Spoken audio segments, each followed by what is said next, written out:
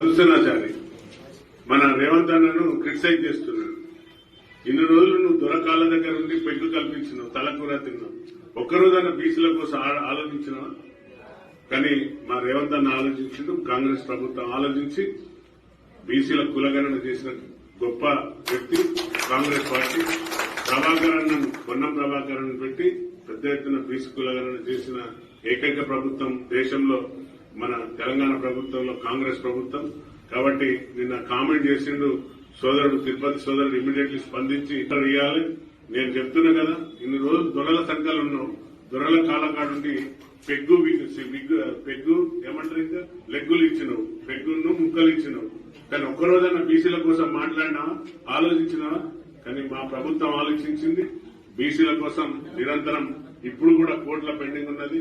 ఈ యొక్క court judgement వస్తే 30 రోజుల్లో చేయమన్నది. మనం ఆ బీసీలకు ఉన్న పర్సెంటేజ్ 42% గా ఇవ్వాలని అడుగుతున్నాం. దానికోసం ఈ యొక్క ఎలక్షన్లు, స్థానిక ఎలక్షన్ లేట్ అవుతున్నాయి.